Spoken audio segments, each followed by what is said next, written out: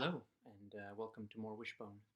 Um, Today, or rather last night, I watched the episodes inspired by Cyrano de Bergerac, who was a real person, um, but the play that made him famous was by Edmond Rostand, and also one of my favorite Wishbones, based on this novel here, Sherlock Holmes, The Hound of the Baskervilles, by Sir Arthur Conan Doyle.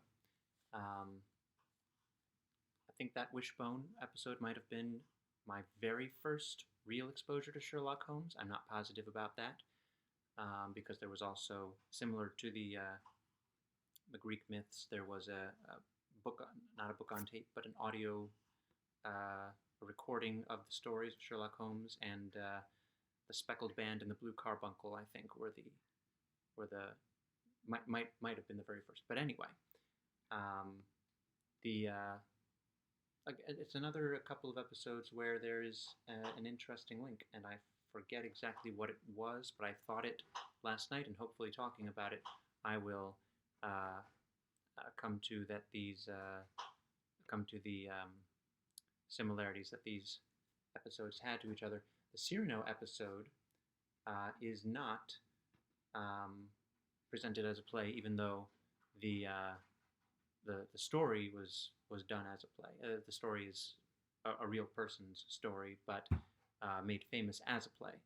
So Wishbone didn't repeat what they did with Romeo and Juliet and do it as a play. They just dramatized it, and there was a lot of mist, a lot of fog. It was hard to see this one, but I I've seen the play, or at least a version, a translation of it, a couple of years ago on Broadway with Douglas Hodge, and uh, my viewing companion, the malevolent supernatural force who lives with me, um, was on the aisle, and we were toward the front, and he makes his exit from the entrance from the street, and comes into the theater and kind of runs around the theater, and then he comes up our aisle um, to get to the stage, and um, the my companion went nose to nose, and his nose was a big prosthetic nose, and so that was fun and thrilling, even just to bear witness to, because I could see the look he was making on his face, maybe better than she could, because it was probably blurry, being only inches away.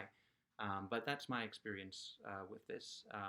Fleur Delacour from the Harry Potter movies was in that production, and also Patrick Page, who I first noticed him when he was playing the Green Goblin in the Spider-Man musical.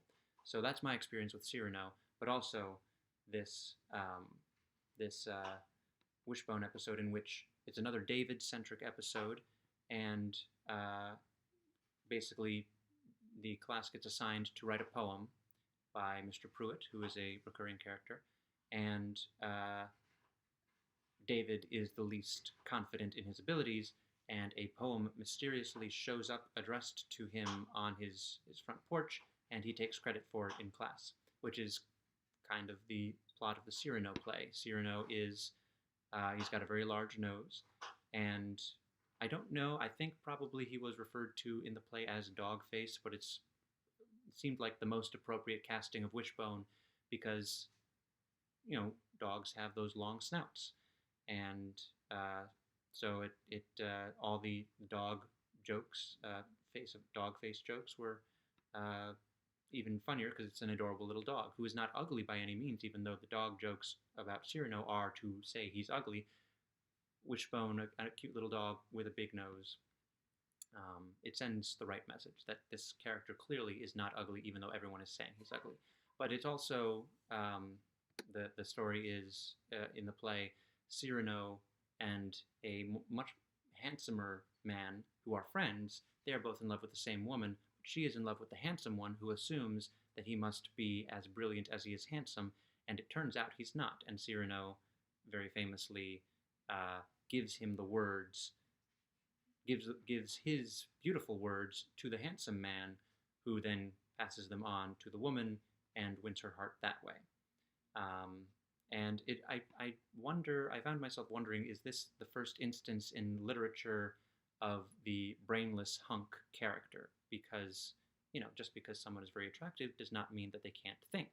But that's a thing that we see a lot in movies, especially romantic comedies. And so I just wonder if that comes from this, that attractive, the conventionally attractive person must be brainless, the dumb blonde, and the not conventionally attractive person must be brilliant.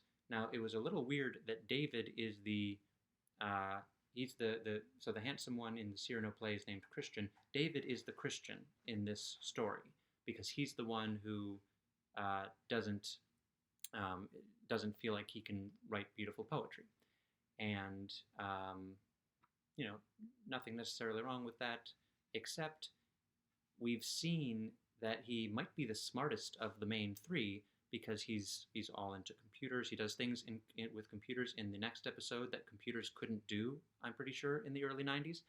And he, even though it doesn't go exactly as he wanted to, when his uncle comes to do the storytelling performance in the Anansi episode, he's the one who does all the technical stuff. He's a smart guy. He's just not necessarily a poet, but he's the analog to Christian, the brainless hunk, in this episode. It just struck me as um, a strange parallel for them to draw. Um, in when we first see David in the episode, he's playing with his calculator at his desk during the talk about poetry, and my first thought was, how is he playing with a cell phone? This was the early 90s, but it's just a calculator. That's what we played with before we had cell phones to play with in class. We played with our calculators, and we wrote hello and other things on our calculators and then turned them upside down so that they said words. It is, of course, turns out to be Wanda who writes the poem, and David ultimately writes his own poem about the experience of having pretended to write a poem. And this, I guess, is how Wanda and Mr. Pruitt meet, and it's a neat kind of meet cute for them. They, I believe, in future episodes are an item. But she is early in the episode. She's very encouraging to David, and I guess she writes this poem, "The Birds in My Backyard," to encourage him, not for him to steal, but to encourage him to show, look, I wrote a poem. You can write a poem. She should have, put her name on it, maybe, so that he didn't feel comfortable. But if that happens, there's no episode. So let's see. I think that's just about it. Oh, and then Joe writes Sam first. Sam writes a very touching poem about having two homes, and again, it's the show, saying to children of divorce, here's one of you on television. It's not all perfect families on television. It's not all conventionally perfect families. Here's, someone like you. And I hope, I think probably that poem was a comfort for some people. And then Joe writes about basketball. And it reminded me when I was, or in my middle school, every week there'd be a community meeting type thing after lunch, and students would get up and read poems. And when my youngest brother was in middle school, when I was in high school, his turn was coming up to read a poem, and he asked me to write one for him. And so I wrote one about skateboarding, even though I couldn't skateboard well. He could skateboard well, and so I wrote it kind of about watching him, and I don't remember exactly what it was, but it was about skateboarding, and he read it, and Joe's basketball poem reminded me of that. That episode was Cyrano's. The next one was The Slobbery Hound, based on The Hound of the Baskervilles. Wishbone's first of, I think, 2 Sherlock Holmes episodes. And I, of course, clearly I have the book. I've read it. My blog post about the book will be in the description below. I remember when I read it being somewhat surprised that it worked as a kind of monster novel, a horror novel, and I obviously I kept it. I really like it. I like it that much. There are some other Sherlock Holmes. I don't know how many novels there are. I think they're mostly short stories, but I like novel length things, so I'll have to find them somewhere. But This I don't think I'll like any of them as much as I like this. I like the Sherlock Holmes stories that involve animals, like The Speckled Band, which I read on YouTube last month. But getting to the Wishbone episode, um, early on there's a sequence of Wishbone as Sherlock Holmes interrogating somebody, and there were a bunch of cuts of, and obviously the dog doesn't really know that he's acting, but there'd be a shot of Wishbone over the guy's shoulder here, and then he'd disappear, and then there'd be one where he's closer, where he's got his paws on the guy's shoulder here, and he's asking rapid fire questions in the style of Sherlock Holmes, and it was really fun, a fun cut together sequence. Um, Early in the episode when they're establishing the real world crime, the analog crime that Wishbone himself is trying to solve, there's a splash of green paint, which is kind of a reference to what happens in Hound of the Baskervilles. It's not exactly what happens, but it felt like a reference. And let's see. I didn't write a lot about this one. Holmes goes undercover in the book. When I read the book, I thought there's not a lot of Sherlock Holmes in this book, but then I realized I had been fooled. And they don't do exactly the same thing in the show because it's a much abbreviated version of the story, and they've got to have the dog on screen, or why are we doing Wishbone? But it's so that's cute and fun, but it's not exactly like. That's why, as I often say, you got to read the book to get the full experience. Let's see. So, in the real world story, in the book, there's what seems to be a magical supernatural demon dog attacking the Baskervilles, the central family, and Holmes doesn't believe in the supernatural, and he's trying to find a logical explanation. But a dog is the suspected villain in the story, and so a dog is the suspected villain in the real world story, the Wishbone's world. And Wishbone is that suspected dog because everybody knows him. And when an apparent dog villain, criminal, it seems to be going around and knocking over garbage cans and gnawing on things, Wishbone is suspected. And this is where the things that the computers couldn't do come in, because when Wishbone is caught and formally accused, David, Joe, and Sam decide we're going to prove that it wasn't Wishbone. And they go around and they collect evidence. They find some fur. They measure the jaw, the bite marks. They measure the paw prints in the green paint.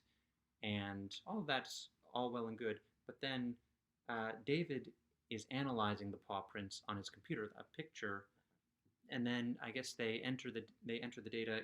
They enter the fur somehow and the measurements of the jaw and the suspected height of the dog, because they see that Wishbone is too short to have pushed over the garbage cans. They enter all of this into the computer, and then the computer does a TV computer searching thing from the early 90s, and it comes up with a picture of the exact dog. And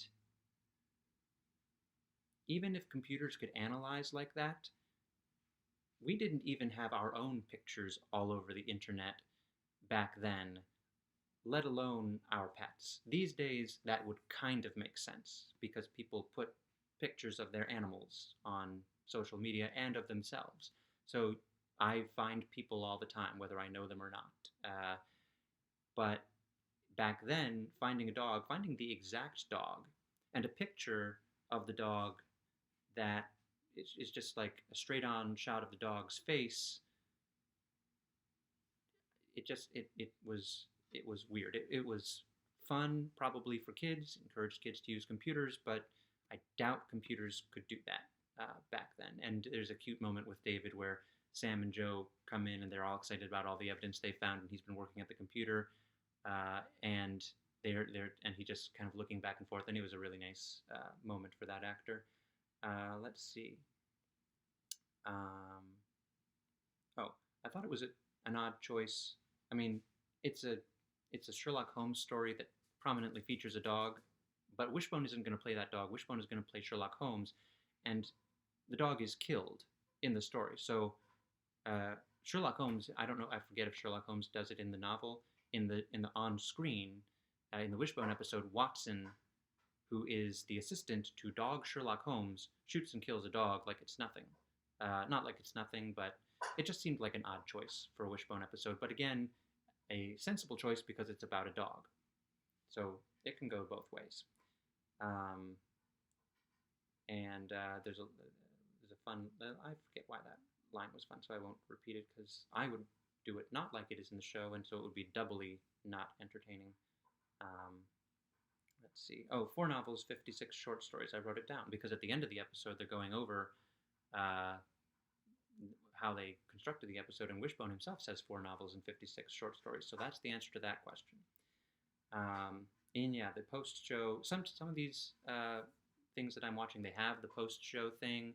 Others don't have the post-show thing. But Wishbone would do is occasionally it would finish up the show with a short segment on how we put it together or what particularly interesting aspect of production there was. And in this case, it was assembling the Baskerville Hall environment on a backlot where they were filming. And it's interesting because they did it on computers. This was my first time seeing, computers can create images. You can edit an image together on a computer, and that is something that computers actually could do as opposed to tracking down random dogs. So that was fun. An interesting episode, one of my favorites that I remember, as this is one of my favorite Sherlock Holmes stories. So let's see, next Monday, probably, it's Rip Van Winkle and Personal Recollections of Joan of Arc.